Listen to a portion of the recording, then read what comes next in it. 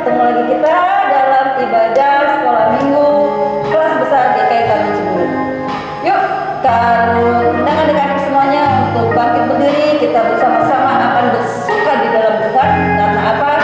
Karena hari inilah hari yang telah dijadikan Tuhan untuk bersama-sama kita beribadah. Oke.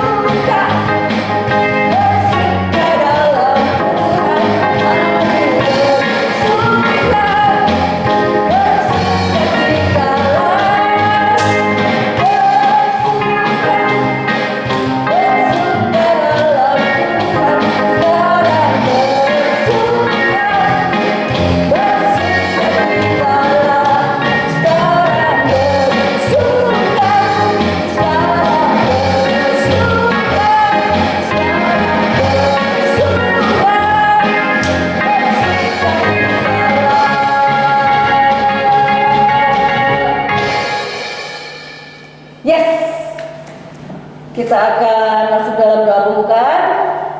Karena kita adik-adik buka hati kalian, tutup matanya, tundukkan kepala, lipat tangan, kita akan berdoa. Mari kita berdoa. Terima kasih untuk semua kebaikan Tuhan yang boleh kami rasakan dalam kehidupan kami setiap hari. Teristimewa saat ini, ketika Tuhan mengumpulkan kami kembali di tempat ini untuk bersama-sama bersekutu, bernyanyi, dan nanti akan mendengarkan firman-Nya.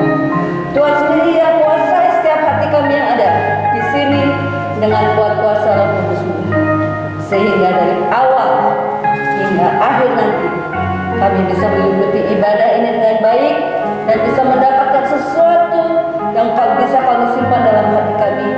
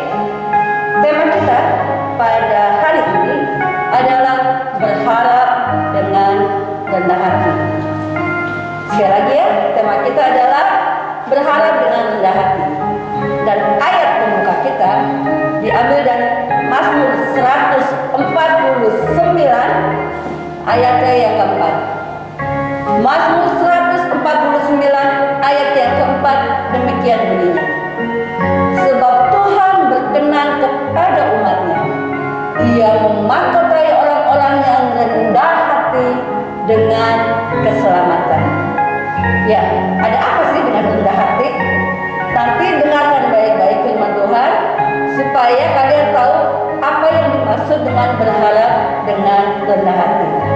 Yuk kita akan sambut dengan satu nyanyian rukun cinta satu sama lain.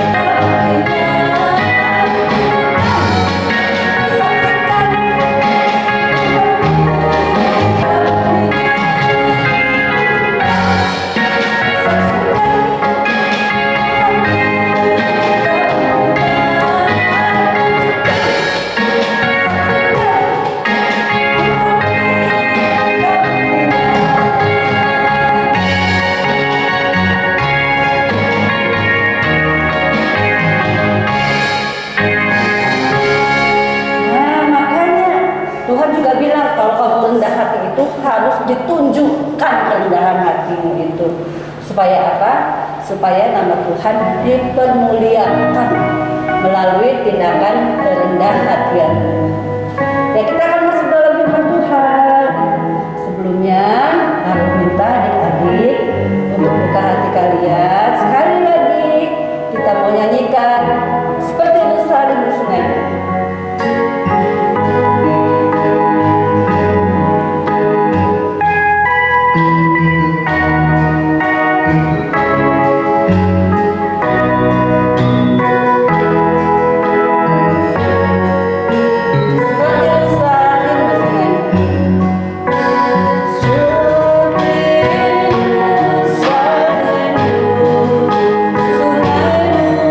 Jiwaku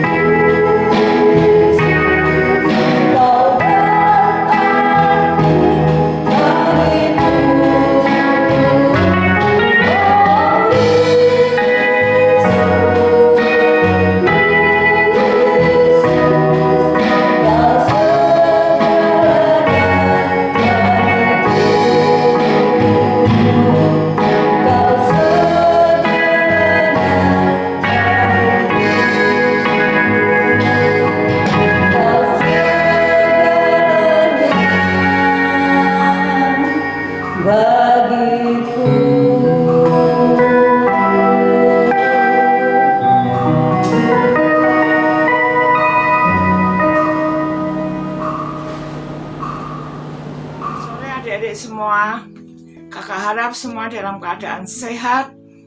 Dan pada sore hari ini kita akan mendengar firman Tuhan dengan tema berharap dengan kerendahan hati.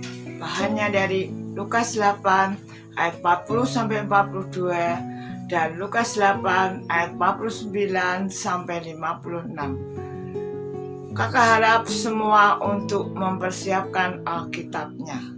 Nah, adik-adik, sebelum kita mendengar firman Tuhan, kita berdoa terlebih dahulu. Mari kita berdoa. Tuhan Yesus, terima kasih untuk sore hari ini, di mana kami dapat berkumpul bersama-sama untuk mendengar firman-Mu. Tuhan Yesus, kami mohon pengurapan Roh Kudus, baik kami yang menyampaikan firman-Mu maupun kami yang mendengar. Berbicaralah ya Tuhan, kami siap untuk mendengar firman-Mu. Dalam nama Tuhan Yesus, kami berdoa. Amin. Ya, adik-adik semua, Alkitabnya sudah disiapkan semua. Yuk kita baca bersama-sama. Lukas 8 ayat 40-42. Udah ketemu semua? Yuk kita baca. Yesus membangkitkan anak Yairus. Ketika Yesus kembali, orang banyak menyambut dia sebab mereka semua menanti-nantikan dia. Maka datanglah seorang yang bernama Yairus. Ia adalah kepala rumah ibadat. Sambil tersungkur di depan kaki Yesus, ia memohon kepadanya supaya Yesus datang ke rumahnya karena anaknya perempuan yang satu-satunya yang berumur kira-kira 12 tahun hampir mati. Dalam perjalanan ke situ, Yesus didesak-desak orang banyak. Ayat yang ke-49, ketika Yesus masih berbicara, datanglah seorang dari keluarga kepala rumah ibadah itu dan berkata, "Anakmu sudah mati, jangan lagi engkau menyusahkan guru." Tetapi Yesus mendengarnya dan berkata kepada Yairus, "Jangan takut, percaya saja dan anakmu akan selamat." Setibanya di rumah Yairus, Yesus tidak memperbolehkan seorang pun ikut masuk dengan dia, kecuali Petrus, Yohanes dan Yakobus, dan ayah anak itu serta ibunya. Semua orang menangis dan meratapi anak itu. Akan tetapi Yesus berkata, "Jangan menangis, ia tidak mati, tetapi tidur." Mereka menertawakan dia karena mereka tahu bahwa anak itu telah mati. Lalu Yesus memegang tangan anak itu dan katanya, "Hai anak, bangunlah." Maka kembalilah roh anak itu, dan seketika itu juga ia bangkit berdiri. Lalu Yesus menyuruh mereka memberi anak itu makan. Dan takjublah orang tua anak itu. Tetapi Yesus melarang mereka memberitahukan kepada siapapun juga apa yang terjadi itu. Nah, adik-adik semua di rumah pasti tidak asing dengan kata doa. Bahkan setiap hari adik-adik pasti berdoa. Apa itu doa? Doa yaitu adalah percakapan dengan Tuhan. Kita datang di hadapan Tuhan. Dan di sini Alkitab memberikan contoh kepada kita bagaimana seharusnya sikap kita ketika kita datang ke hadapan Tuhan. Nah, di dalam bacaan itu tadi kita melihat ada satu tokoh, yaitu siapa adik-adik? Yairus. Yairus itu adalah kepala rumah ibadat di Galilea, kepala rumah ibadat Yahudi yang di Galilea. Nah, pada waktu itu Tuhan Yesus ada di Galilea dan dia sedang dikerumuni oleh banyak orang. Ketika itu datanglah Yairus ini tersungkur di hadapan kaki Yesus, memohon pertolongan Tuhan agar Yesus mau datang ke rumahnya dan menyembuhkan anaknya yang sakit. Kita baca tadi bahwa anak Yairus yang sakit itu adalah anak satu-satunya perempuan dan berusia 12 tahun. Anaknya sakit keras, dan pada sedang Yesus berbicara kepada Yairus, tiba-tiba datanglah utusan dari Yairus yang mengatakan, "Anakmu sudah mati, jangan menyusahkan guru." Mendengar perkataan itu, Yesus berkata kepada Yairus, "Jangan takut, percaya saja, anakmu akan selamat." Kemudian Yesus bersama dengan murid-muridnya pergi ke rumah Yairus, dan sampai di rumah Yairus. Pada zaman itu, pada zaman orang-orang Yahudi pada waktu itu, kalau mereka ada yang mengalami kesusahan, pasti datanglah beberapa orang tetangga-tetangga dan sekitarnya untuk menangis dan meratapi anak itu. Demikian juga di rumah Yairus itu sudah ramai sekali. Banyak orang-orang yang datang untuk meratap dan menangisi anak Yairus ini, karena memang sudah mati, ya. Tapi Yesus ketika dia melihat itu, apa yang dikatakan Yesus? Jangan menangis, ya. Ia tidak mati, tapi tidur. Nah, kemudian orang-orang banyak itu, apa yang dikatakan? Mereka tertawa mendengar perkataan Yesus itu. Kemudian Yesus membawa Petrus, Yakobus, dan Yohanes serta kedua orang tua anak itu untuk masuk ke dalam kamar anak itu. Nah, ketika Yesus melihat bahwa anak Yairus itu sudah mati, maka kemudian Tuhan Yesus memegang tangan anak itu dan berkata, "Hai anak, bangunlah." Dan saat itu juga roh anak itu kembali ke tubuhnya dan anak itu bangkit. Lalu Tuhan Yesus menyuruh kedua orang tuanya ini untuk memberi anak itu makan. Setelah anak itu duduk dan makan, maka takjublah kedua orang itu apa yang telah diperbuat oleh Yesus itu. Bahwa anaknya yang tadinya mati dan sekarang sudah bangkit kembali. Adik-adik masih ingat dalam Alkitab ini ada berapa kali Tuhan Yesus membangkitkan orang mati? Ayo, siapa yang tahu? Iya, ada 3 kali. Yaitu pertama, pemuda di kota Nain. Yang kedua, Tuhan Yesus membangkitkan Lazarus. Yang sekarang ini, Tuhan Yesus membangkitkan anak Yairus. Nah, adik-adik semua, ini membuktikan bahwa Tuhan Yesus berkuasa atas maut, karena Dia adalah Anak Allah yang berkuasa. Ya, Tuhan Yesus sanggup mengalahkan maut. Ya, sehebat apapun manusia di dunia ini, yang sepandai apapun manusia bisa menciptakan apa saja yang luar biasa, tetapi manusia tidak bisa mengalahkan maut. Hanya orang yang percaya kepada Tuhan Yesus dan menerima Dia sebagai juru selamat, maka dia akan memperoleh hidup yang kekal. Itu adalah suatu jaminan bagi kita semua.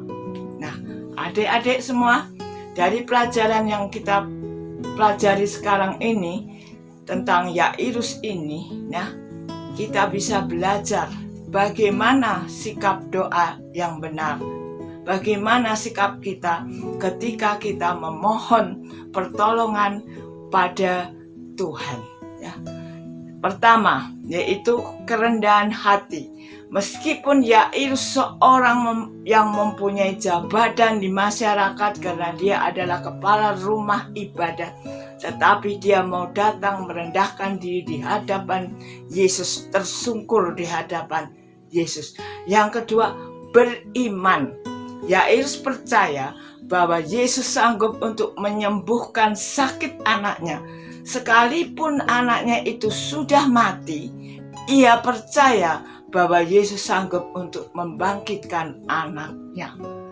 Nah, adik-adik semua, kalau kita berdoa dan memohon pertolongan Tuhan, kita harus memiliki sikap yang benar. Ya, sikap yang benar itu yang seperti Yairus ini, yaitu kita harus datang bukan sebagai seorang tuan yang memerintah hambanya, melainkan kita datang di hadapan Tuhan sebagai seorang hamba yang minta belas kasihan tuannya. Adik-adik semua, kalau kita datang kepada Tuhan, kita harus percaya dan berharap kepadanya bahwa Dia berkuasa untuk menolong kita. Sekalipun hal itu tidak mungkin, tapi kita tetap berharap dan percaya bahwa Tuhan sanggup untuk menolong kita. Nah, sebagai ayat hafalannya, kita baca Mazmur 149 ayat 4. Yuk kita buka Alkitab kita belajar, kita baca bersama-sama Mazmur 149 ayat 4. Sebab Tuhan berkenan kepada umat-Nya, Ia memahkotai orang-orang yang rendah hati dengan keselamatan. Tuhan memahkotai orang-orang yang rendah hati. Nah, adik-adik, sampai di sini dulu firman Tuhan, dan minggu depan kita akan mendengarkan firman Tuhan lagi. Adik-adik, setelah mendengarkan firman Tuhan, kita akan memberikan persembahan kita. Kita akan iringi persembahan kita dengan menyanyikan Betapa Hatiku.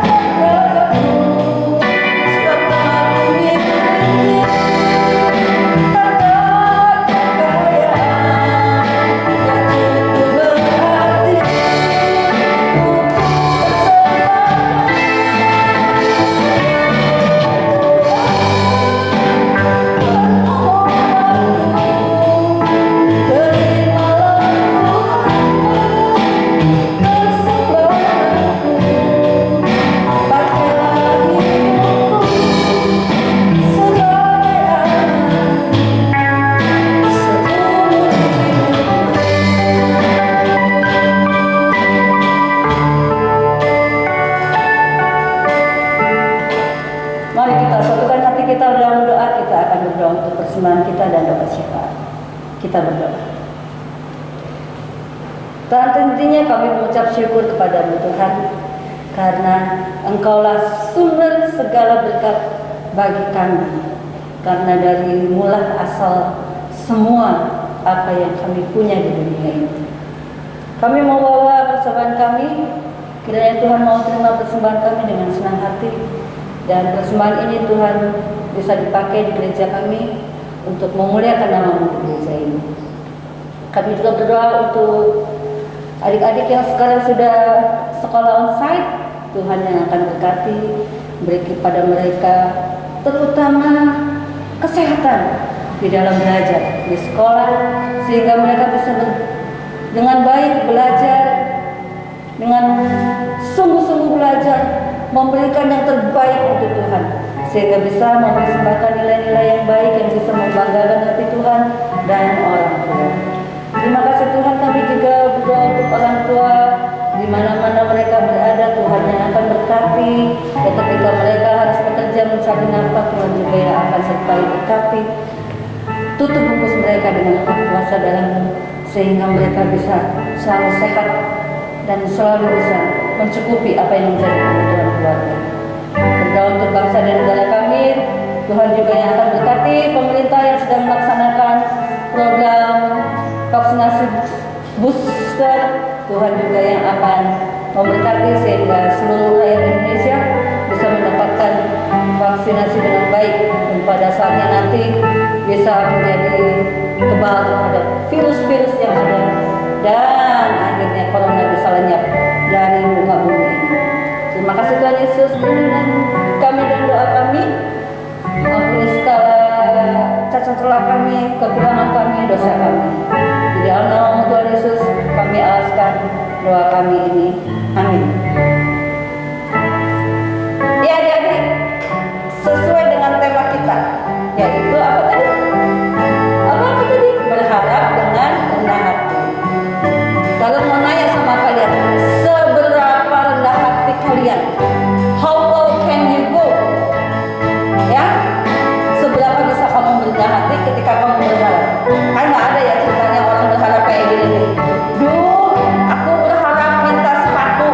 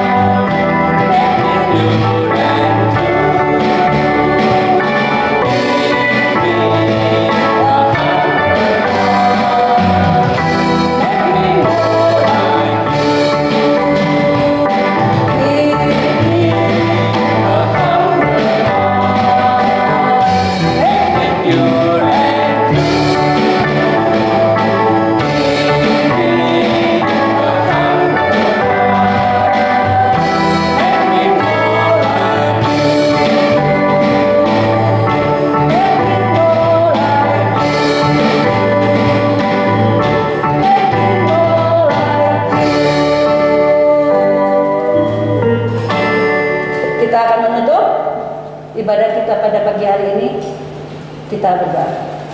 Terima kasih Tuhan atas penyertaan Tuhan sepanjang ibadah ini sehingga kami bisa menyelesaikan ibadah kami. Biar ibadah kami ini menjadi persembahan yang hidup bagi Tuhan dan nama Tuhan dipermuliakan melalui ibadah yang telah kami lakukan. Berkati supaya apa yang kami dengar dalam firman Tuhan tadi boleh kami laksanakan dalam kehidupan kami sehari-hari. Kami menjadi saksi-saksi Tuhan dimanapun kami berada. Di dalam nama Tuhan Yesus kami alaskan doa kami ini. Amin.